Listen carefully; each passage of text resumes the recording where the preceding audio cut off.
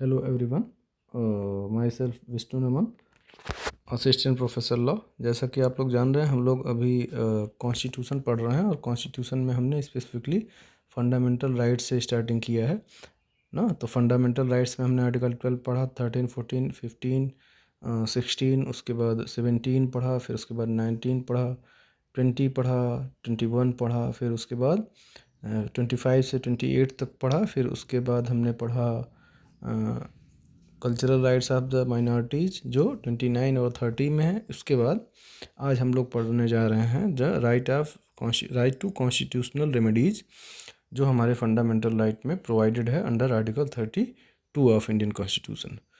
तो ये जो एक्चुअली जो इसको संवैधानिक उपचारों का अधिकार हिंदी में बोलते हैं और कॉन्स्टिट्यूशनल रेमेडीज़ इंग्लिश में बोलते हैं। तो इस पर्टिकुलर प्रोविज़न को डॉक्टर अंबेडकर जी ने कहा कि this is the heart and soul of Indian constitution. तो क्या रीज़न रहा होगा, सबसे पहले हम लोग यही डिस्कस कर लेते हैं। 1 नंबर का तो यही क्वेश्चन आता है कि heart and soul of Indian constitution किस चीज़ को कहा जाता है। तो that is the article 32 of Indian constitution, जिसको हम लोग हिंदी में बोलेंगे संवैधानिक उपचारों का अधिकार और इंग्लिश में बोलेंगे constitutional remedies, right of constitutional remedies. तो ये जो एक्चुअल में ये इसको इसलिए बोला जाता है क्योंकि जैसे जो भी फंडामेंटल राइट्स अवेलेबल हैं जनरल इंडिविजुअल्स को, इन फंडामेंटल राइट्स की कोई रेलेवेंसी नहीं है अब जब तक कि हम उसको इन्फोर्स ना करा पाएँ, क्योंकि enforceability is the most important essential for being a fundamental right ना। जैसे मान लीजिए आपको कह दिया कि आपके पास अधिकार है कि आप बोलिए, बट आपको जब बोलने से रोका जाता है तो you can not get the remedy against those action of the government. तो ये अधिकार कोई रेलेवेंट नहीं अधिकार माना जाएगा, क्योंकि आप अपने उस अधिकार को इन्फोर्स ही नहीं करा पा रहे हैं ना। तो that's why enforceability of the fundamental rights are very much important. और हम अब उनको इन्फोर्स कहाँ कराएंगे? आर्टिकल 32 में सुप्रीम कोर्ट से ना, और 226 हमारा जो हाई कोर्ट से है, इन दोनों से हम इन्फोर्स करवा सकते हैं। तो ये तो हो गया रीज़न कि हम इसको कॉन्स्टिट्यूशनल रेमेडीज़ को हार्ट एंड सोल क्यों कहते हैं। जैसे आप लोग डायरेक्टिव प्रिंसिपल पढ़ते होंगे जो 36 से 51 तक है आर्टिकल, डायरेक्टिव प्रिंसिपल्स की एक्चुअल में जस्टिसिएबिलिटी नहीं है। दीज आर ओनली कह सकते हैं कि as a directory to the government for making rules in the governance ना। तो गवर्नेंस में वो रूल्स बनाने में हेल्प करता है कि कैसे हम इसको कैसे रूल्स बनाएगी गवर्नमेंट आपके वेलफेयर के लिए ना। Article 38 of Indian constitution that talks about the welfare states. Now coming to the specifically basic provisions, that is a marginal note of article 32 states remedies for the enforcement of the rights conferred by this part। मतलब इस भाग में जो भी अधिकार आपको दिए गए हैं उन अधिकारों को इन्फोर्स कराने के लिए क्या क्या उपचार, क्या क्या रेमेडीज़ अवेलेबल हैं, उसके बारे में बात करती है आर्टिकल 32 ऑफ इंडियन कॉन्स्टिट्यूशन। अब सबसे पहले हम एक बेयर रीडिंग करेंगे so that we can understand. तो कहता है the right to move Supreme Court by appropriate proceeding for the enforcement of the rights conferred by this part is guaranteed. मतलब we can directly approach to the supreme court कि there are certain fundamental rights that should be enforced, जिनको enforce कराना है तो हम supreme court में जा सकते हैं। किस आर्टिकल में? 32 में। Supreme Court shall have power to issue directions और ऑर्डर्स ना। देखिए इसमें रिट्स का नाम दिया गया है। सुप्रीम कोर्ट क्या करेगा? उसके पास पावर होगा कि वो ऑर्डर जारी करे, रिट जारी करे, including the writs in the nature of habeas corpus, mandamus, prohibition, quo warranto and certiorari which ever may be appropriate for the enforcement of any of the rights conferred by this part। मतलब आपके fundamental rights को enforce कराने के लिए supreme court के पास ये 5 specific Ritz हैं जिसके थ्रू वो आपके फंडामेंटल राइट्स को इन्फोर्स करवा सकती है। But which writ will have to be issued will be decided by the supreme court in accordance with the facts and circumstances of the case, कि आपका कौन सा नेचर है, कौन सी रेमेडी आपको चाहिए, कौन सी रेमेडी का रिक्वायरमेंट है, उस रिक्वायरमेंट के हिसाब से एक्चुअल में सुप्रीम कोर्ट रिट इश्यू करेगी।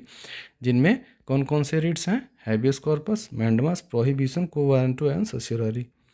ये 5 रिट है ना।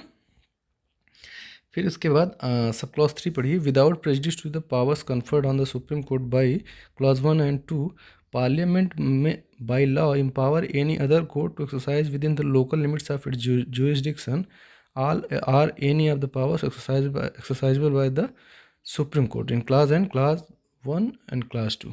मतलब ये इसका सीधा सा मतलब है कि सुप्रीम कोर्ट ये कह रहा है कि पार्लियामेंट को अगर ऐसा लगता है कि फंडामेंटल राइट्स को इन्फोर्स करवाने के लिए जो जैसे हमारे high courts and supreme courts जो एम्पावर हैं वो एक्चुअली उस ऑब्जेक्ट को फुलफ़िल नहीं कर पा रहे हैं जितना इन्फोर्सिबिलिटी होना चाहिए, जितना आसान होना चाहिए। तो क्या कर सकता है, जो हमारे आर्टिकल 1 सब क्लास 1 और सब क्लास 2 में प्रोविजंस हैं, मतलब right to move Supreme Court और दूसरा सुप्रीम कोर्ट्स का जो रिट इशूइंग पावर है, इनके अधीन रहते हुए किसी अन्य न्यायालय को यदि पार्लियामेंट चाहती है ना, parliament may by law empower any other court to exercise within its local limits of its jurisdiction all or any of the powers exercisable by the supreme court under class 2। मतलब supreme court में जो class 2 में writ issuing का power है वो किसी और court को भी दिया जा सकता है through making a law by the parliament. ठीक है, ये क्लास हो गया। फिर क्लास 4 पढ़ते हैं। The right guaranteed by this article shall not be suspended except as otherwise provided by the constitution. जैसा कि कॉन्स्टिट्यूशन में बताया गया है कि पार्ट 3 में दिए गए राइट्स को कब आप सस्पेंड कर सकते हैं। जैसे हम लोग अपने पढ़ते हैं ना कि during the emergency the suspension of all the fundamental rights can be suspended but some fundamental rights are there that can not be suspended, like article 20 and 21 of Indian constitution can not be suspended ना। तो ये हो गया हमारा article 32 का Indian constitution का। अब एक और प्री का या इंटरव्यू का क्वेश्चन है कि क्या हमारा High Court is having more power in regard to enforcement of fundamental right और Supreme Court is having more power. तो we can say by the bare reading of article 226 sub class 1 of Indian constitution. इसको पढ़ने के बाद आपको clarity आ जाएगी। पढ़िए। Notwithstanding anything in Article 30 subclass 2, 32 subclass 2, every High Court shall have power throughout the territories in relation to which exercises jurisdiction। मतलब 32 में जो दिया गया वो तो है ही, उसके अलावा सभी हाई कोर्ट्स को क्या पावर होगा, टू इशू एनी पर्सन और अथॉरिटी, किसी व्यक्ति को या किसी प्राधिकारी को, including in appropriate cases any government को भी इशू कर सकती है within those territories direction orders और रिट्स ना। क्या क्या चीज़ें, डायरेक्शन, ऑर्डर्स और writs in the nature of habeas corpus, mandamus, prohibition, quo warranto, certiorari और एनी ऑफ देम। यहाँ तक ठीक है। हमने सुप्रीम कोर्ट में भी ये चीज़ें देखी कि सुप्रीम कोर्ट के भी पास 5 रिट इशू करने का पावर है, और हमने अब हाई कोर्ट के पास भी देखा कि इसके पास 5 रिट को इशू करने का पावर है। But what is the actually giving more power to the high court is the clause, I'm underlining that,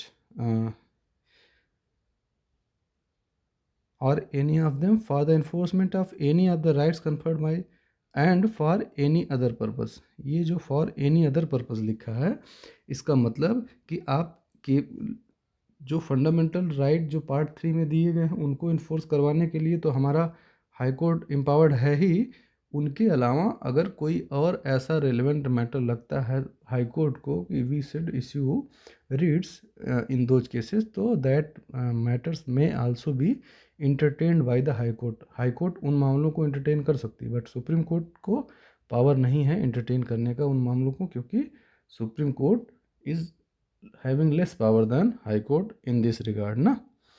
फिर अब इसके बाद हम लोग, जैसे हमने देखा कि इसमें रिट्स के बारे में बात की जा रही, तो आखिर कौन कौन से ऐसे रिट्स हैं जो हमारे, सबसे पहला क्वेश्चन तो यही कि व्हाट इज़ रिट ना। तो जैसा कि आप लोग देख ही पा रहे हो, in sense writ is a request for extraordinary review that take the ask the court to step in a change a judgement made by a lower court. The supreme court and the high courts of each Indian state have the authority to grant prerogative writs Under the Indian legal system, the Indian Constitution outlines several aspects of the writ law। Basically हम कह सकते हैं writ जो है, prerogative Ritz मतलब होता है आवश्यक रिट्स ना। तो ऐसी आवश्यक रिट्स जो सुप्रीम कोर्ट को ऐसा लगता है कि हमारे फंडामेंटल राइट्स को इन्फोर्स कराने के लिए ज़रूरी होगा, उन रिट्स का इश्यूएंस सुप्रीम कोर्ट के द्वारा किया जा सकता है। और रिट्स का बेसिकली मतलब होता है अ काइंड ऑफ डायरेक्शन या a kind of orders by the supreme court as well as high court, ठीक है, for enforcement of the basically rights of the individuals, those rights are fundamental rights ना। अब हम types of fundamental rights के अरे types of Ritz के बारे में बात करेंगे। तो there are 5 kinds of writs, अभी आप लोगों ने देखा ही कौन कौन से रिट्स हैं। हैबियस कॉर्पस है, मैंडमस है, उसके बाद प्रोहिबिशन है, उसके बाद सेस्योररी है, फिर उसके बाद नेक्स्ट है हमारा क्वो वारंटो। तो हम लोग एक एक रिट डिस्कस करते चलेंगे। और एक्चुअल में बाकी की जो 2-3 रिट्स हैं उसमें बहुत ढेर सारे केसेस नहीं हैं। केसेस जो हमको सबसे ज़्यादा पढ़ने हैं वो हैबियस कॉर्पस पे है। तो एक क्वेश्चन और हमारे सामने आता है प्री का कि व्हाट आर द नहीं under which of the these writs the principle of res judicata will not be applicable. ये आपका प्री का क्वेश्चन है कि कौन से रिट में रेस जुडिकेटा का प्रिंसिपल नहीं लागू होगा ना। तो जैसे हम लोग जानते हैं रेस जुडिकेटा का मतलब once a matter has been decided by a competent court will not again be entertained by the same court या कोर्ट ऑफ सेम कॉम्पिटेंसी। लेकिन एक्चुअल में हैबियस कॉर्पस में ऐसा नहीं है। हैबियस कॉर्पस में हम बार बार जो है इस रिट को इशू करवा सकते हैं। क्यों ऐसा है? क्योंकि अभी तक जो मामले थे वो मतलब इर्रेस्पेक्टिव ऑफ यहाँ पे जो कॉज ऑफ एक्शन है वो बार बार एराइज नहीं हो रहा। और ये जो हैबियस कॉर्पस है, इसमें क्या होता है कि जो कॉज ऑफ एक्शन है, मतलब अगर हमको आज डिटेन किया इलीगली तो हमको आज चाहिए होगा हैबियस कॉर्पस इशू कराना होगा।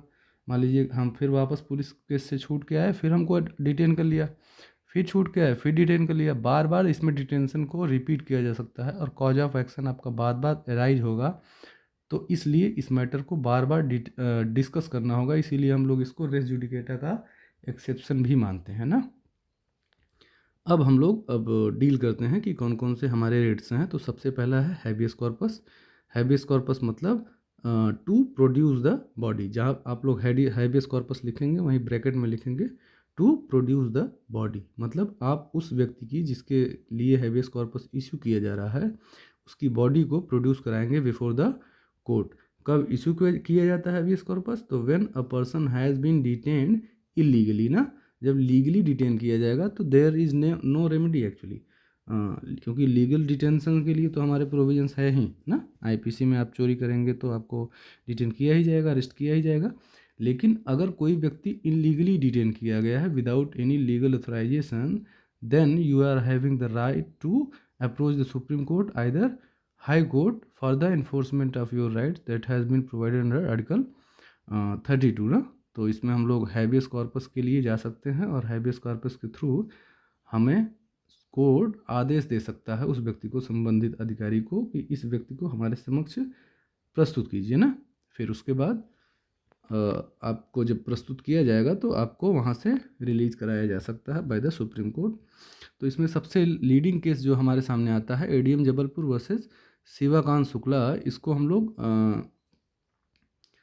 हैबियस कॉर्पस केस के भी नाम से जानते हैं ना। 1976 का केस है। What was the fact of this case कि इसमें जो एडीएम जबलपुर के केस में एक्चुअल में एक व्यक्ति का अरेस्ट हुआ था और he was arrest under the MISA act. उनका अरेस्ट किया गया था। मीसा मतलब maintenance of internal security act. इस एक्ट के तहत अरेस्ट हुआ था और इसको जब चैलेंज किया गया बिफोर द सुप्रीम कोर्ट तो honourable supreme court what held is that important क्या, इसको हम कह सकते हैं कि बहुत ही गड़बड़ जजमेंट था, जिसको आज तक जो है क्या किया जाता है, इसकी लीगल एक्सेप्टेंस नहीं है। क्योंकि दिस वाज नॉट कह सकते हैं कि this was a very interpretation of the constitution in a very restricted sense ना। तो क्या एक्चुअली हुआ था, कोर्ट ने कहा कि जो आपका मीसा के अंतर्गत जो आपका अरेस्ट है ड्यूरिंग इमरजेंसी सिचुएशंस, तो वो लीगल है। इमरजेंसी सिचुएशंस में आपके फंडामेंटल राइट्स नहीं होते हैं ना। You can not get your fundamental rights enforced. Now, Supreme Court in this judgment held that individuals are not entitled to a file under Article 226 in the High Court for habeas corpus or any other writ while a state emergency is in motion under Article 359 सब class 1. मतलब article 359(1) में जब आपका emergency existence में है तो उस समय आप फंडामेंटल राइट्स के इन्फोर्समेंट के लिए सुप्रीम कोर्ट नहीं जा सकते हैं. और इसमें आगे कहा कि the judiciary lacks the authority to for judicial review और examination of the MISA Act specifically. तो इस पर्टिकुलर प्रोविज़न को बहुत ज़्यादा जो है क्रिटिसाइज़ किया गया, अभी तक क्रिटिसाइज़ किया जाता है, क्योंकि this was against the principles of natural justice as well as fundamental right that has been provided under article 32 basically constitutional remedies ना. इसके बाद लेकिन इस केस में एक इम्पॉर्टेंट जजमेंट में एक ऑनरेबल जज थे जो जस्टिस खन्ना जी थे. उन्होंने क्या कहा कि इनका डिसेंटिंग ओपिनियन था जो आगे चल के मेजोरिटी ओपिनियन बना. Justice Khanna dissents arguing that the right to life and personal liberty under article 21 was inviolable and could not be suspended even during an emergency. He asserted that any law or order that violated the fundamental right was unconstitutional. मतलब आपके fundamental rights को emergency के situation में भी suspend नहीं किया जा सकता है. और दूसरी चीज़ इन्होंने एक और बात कही कि fundamental right are not that right that has been created by the institute that has been given to us by the institutes. These rights are not given ना, ये केवल रिकॉग्नाइज किए जा सकते हैं, ये प्रोवाइडेड राइट्स नहीं हैं. ये हमारे ऐसे राइट्स हैं, ह्यूमन राइट्स हैं. बेसिकली जब हम पैदा होते हैं तो अपने ह्यूमन राइट्स और फंडामेंटल राइट्स को लेके ही पैदा होते हैं. तो we can not restrict any person from getting his fundamental rights ना, क्योंकि ये स्टेट के द्वारा दिए नहीं जा रहे हैं. ये अपने आप में इनबिल्ट होता है. कोई भी व्यक्ति जैसे ही पैदा होता है उसके पास फंडामेंटल राइट अपने आप में ही रहते हैं. फिर इसके बाद अगला केस हमको जो देखने को मिलता है that is the Maneka Gandhi versus Union of India. This is also a leading case that was dealt in the case year of 1978. इसमें क्या कहा कि the expanded the scope of article 21 and connected it with article 32. Supreme court declare that right to live is not merely a physical right. केवल यह शारीरिक अधिकार नहीं है but includes with its ambit right to live and human dignity both. मतलब हमारा जीवन का अधिकार और जीवन जीने के साथ साथ हमारी डिग्निफाइड लाइफ हो, इन दोनों को ही सुनिश्चित करता है आर्टिकल 32 और आर्टिकल 21 ऑफ इंडियन कॉन्स्टिट्यूशन. इसमें क्या कहा गया कि the procedure adopted by the administration should be just fair and reasonable ना. अगर कोई प्रोसीजर अडॉप्ट किया जाता है एडमिनिस्ट्रेशन के द्वारा या स्टेट के द्वारा तो that should be just fair and reasonable. इसका मतलब हम लोग ड्यू प्रोसेस को एक्सेप्ट कर रहे हैं. ड्यू प्रोसेस क्या है ये हमने आर्टिकल 21 वाले लेक्चर में बताया है. फिर हम आते हैं Sunil Batra versus Delhi administration. This is also a leading. इस केस में बेसिकली क्या हुआ था कि Sunil Batra was jail inmate in Delhi, jail inmate, and he was demanded,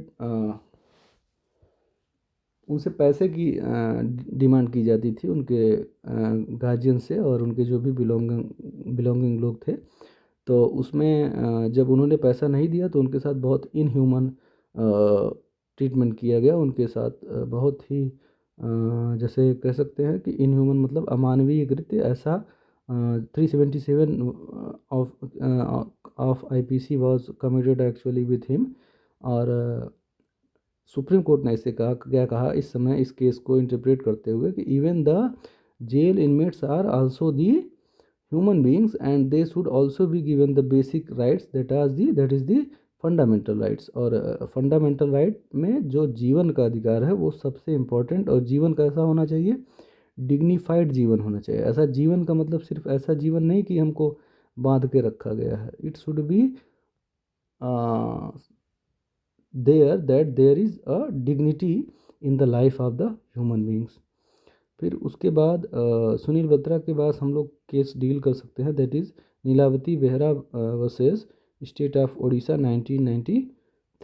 this case is also a important case. In this case what happened is कि there was a women Nilabati Behera, उनके बेटे को पुलिस ने अरेस्ट किया और अरेस्ट करने के बाद उनके बेटे की डेड बॉडी पाई गई रेलवे ट्रैक पे ना. तो जब उनकी डेड बॉडी पाई गई तो पुलिस ऑफिसर्स ने इसको उन्होंने पुलिस ऑफिसर्स के खिलाफ इसको चैलेंज किया बिफोर सुप्रीम कोर्ट कि that this is the inhuman treatment and that my son actually has been killed by the police officers.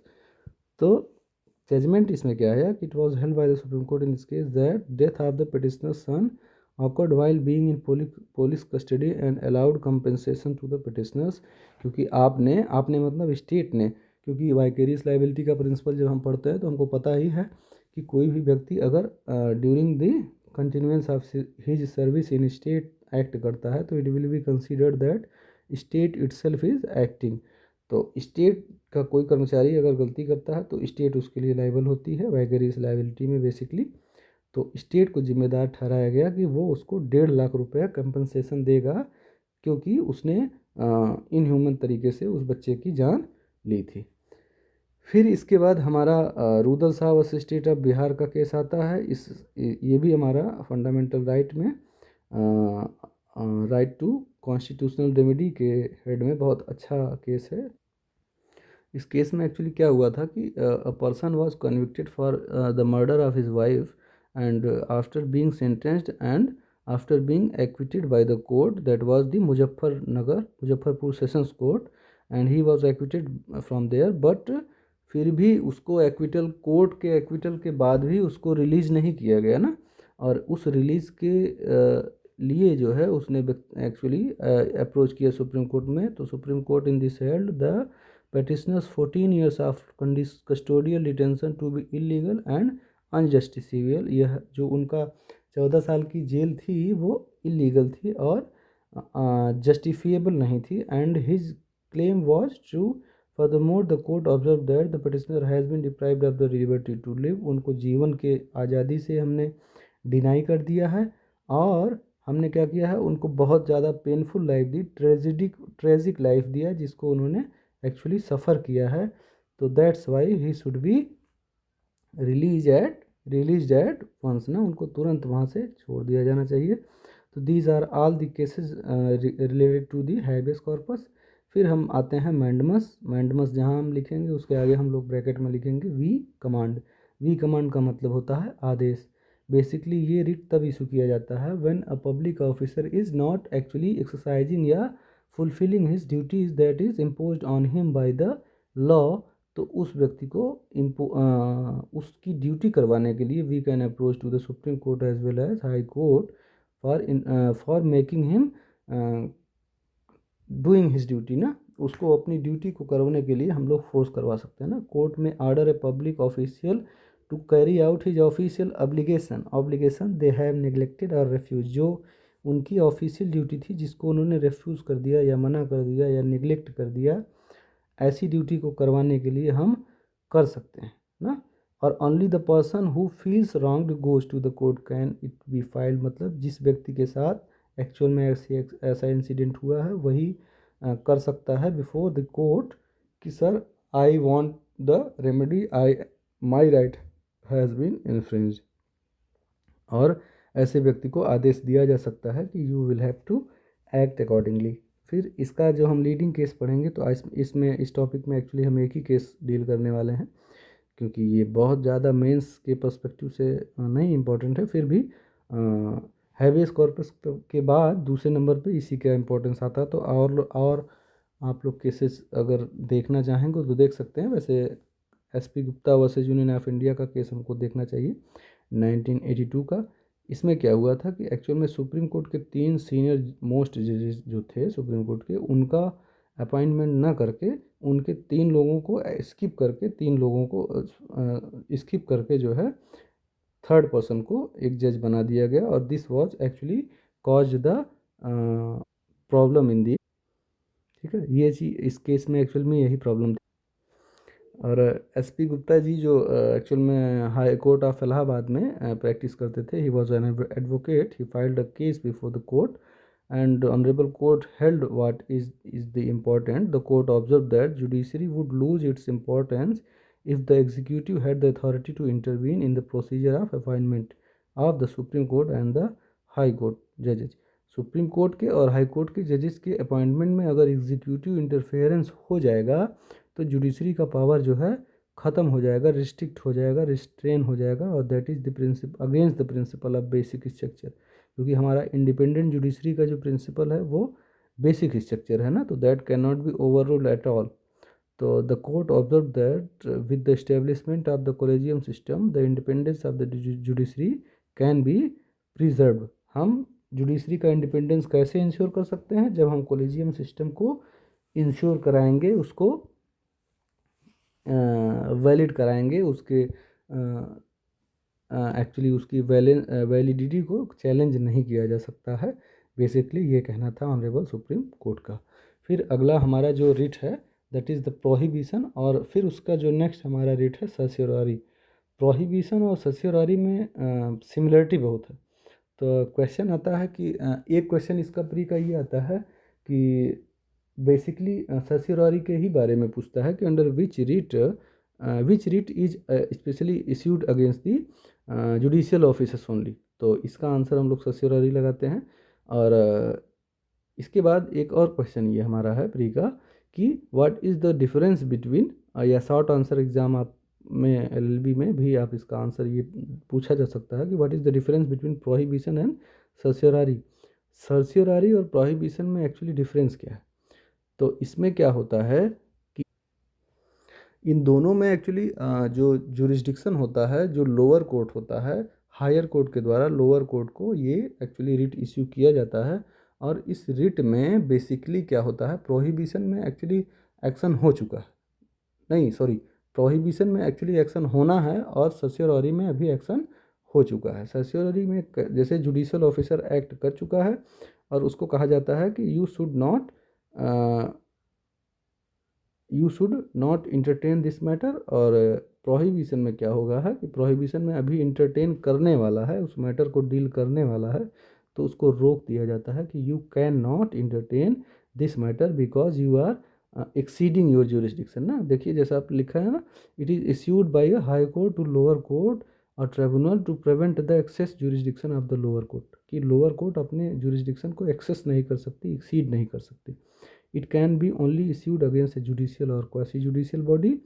और तीसरा क्या है कि it can not B issued against a private individual, मतलब ये न्यायिक और अर्धन्यायिक के खिलाफ ही किया जा सकता है, प्राइवेट व्यक्ति के द्वारा के खिलाफ नहीं किया जा सकता। जबकि सर्सियोररी में क्या है कि it is issued by the high Court to lower court, ये तो हो गया। It is issued when there is excess of jurisdiction और there is lack of jurisdiction, ये भी हमने बताया ही है। जजमेंट हैज़ बीन पास्ड, इसमें देखिए judgment has been passed, judgment दे दिया गया है, बट उसमें judgment is to be passed अभी दे नहीं दिया गया है, अभी फ्यूचर रेफरेंस में दिया जाना है।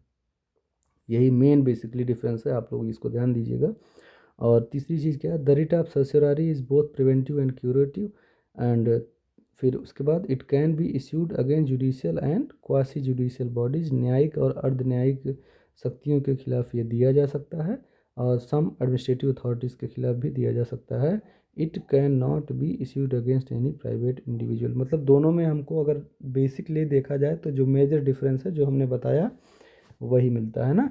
और सर्सियोररी जहाँ पे रहेगा तो हम वहाँ पे लिखेंगे टू बी सर्टिफाइड या टू बी इन्फॉर्म्ड, और प्रोहिबिशन में लिखेंगे वी फॉरबिड या वी प्रोहिबिट। और एक्चुअल में सर्सियोररी दो बार टाइप हो गया, sorry for mistake.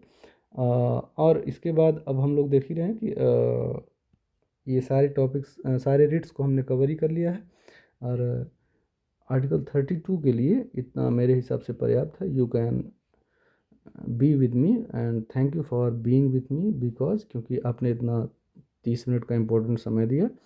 I hope कि ये लेक्चर आपका क्लियर हुआ होगा, और यदि अगर क्लियर हुआ है तो please like and subscribe and share this channel to those who are actually in need ना। जो लोग एक्चुअली नीड में हैं उनको आप शेयर कीजिए, ऐसे व्यक्तियों को। धन्यवाद।